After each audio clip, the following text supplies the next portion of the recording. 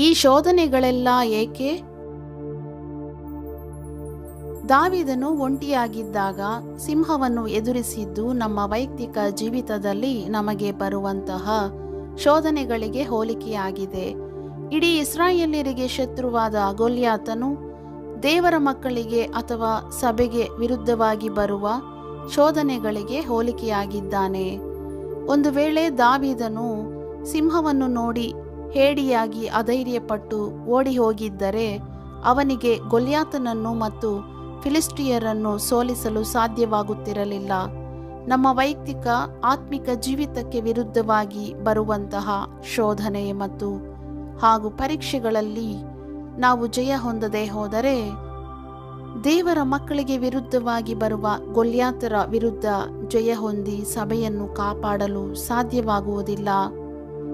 ದಾವೀದನು ಬಾಲಕನಾಗಿದ್ದಾಗ ಗರ್ಜಿಸುವ ಸಿಂಹದ ಮೇಲೆ ಜಯ ಹೊಂದಿದ್ದು ಅವನು ಕಿರೀಟ ಹೊಂದಿಕೊಳ್ಳುವ ದಿಸೆಯಲ್ಲಿ ಇಟ್ಟ ಮೊಟ್ಟಮೊದಲನೆಯ ಹೆಜ್ಜೆಯಾಗಿತ್ತು. ಪ್ರಿಯದೇವರ ಮಗುವೆ, ಜಯ ಹೊಂದುವವನಿಗೆ ಕಿರೀಟ ಕಾದಿರಿಸಿದೆ ಎನ್ನುವುದನ್ನು ನೆನಪಿನಲ್ಲಿಟ್ಟುಕೋ. ಸಂಸೋನನು ಆ ಪ್ರಾಯದ ಸಿಂಹವನ್ನು ಸೋಲಿಸಿದ್ದರಿಂದ ಕೊನೆಗೆ ಅವನಿಗೆ ಜೇನು ಸಿಕ್ಕಿತು.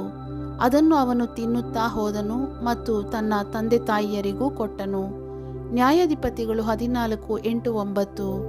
ಸಂಸೋನನು ಹೇಗೆ ಸಿಹಿಯಾದ ಜೇನನ್ನು ತಿನ್ನುತ್ತಲೇ ಇದ್ದನೋ ಅದೇ ರೀತಿಯಾಗಿ ನಾವು ಸಹ ನಮ್ಮ ಶೋಧನೆಗಳ ನಡುವೆಯೂ ದೇವರ ಪ್ರೀತಿಯನ್ನು ರುಚಿ ನೋಡುತ್ತಾ ತಿನ್ನುತ್ತಾ ಹೋಗೋಣ. ಯೆಹೋವನು ಸರ್ವೋತ್ತಮನೆಂದು ಅನುಭವ ಸವಿದು ನೋಡಿರಿ. ಈ ರೀತಿಯಾದ ಜೇನಿನ ಅನುಭವವನ್ನು ನಾವು ಇತರರೊಡನೆ ಹಂಚಿಕೊಳ್ಳೋಣ.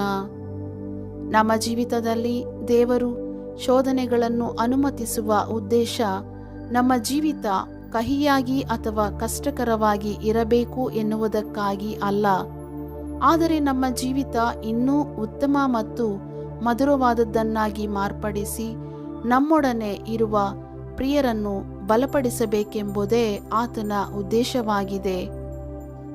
ದೇವರು ತನ್ನ ಕೃಪೆಯಿಂದ ನಮ್ಮ ಮೇಲೆ ಬರಮಾಡುವ ಯಾವುದು ವ್ಯರ್ಥವಲ್ಲ.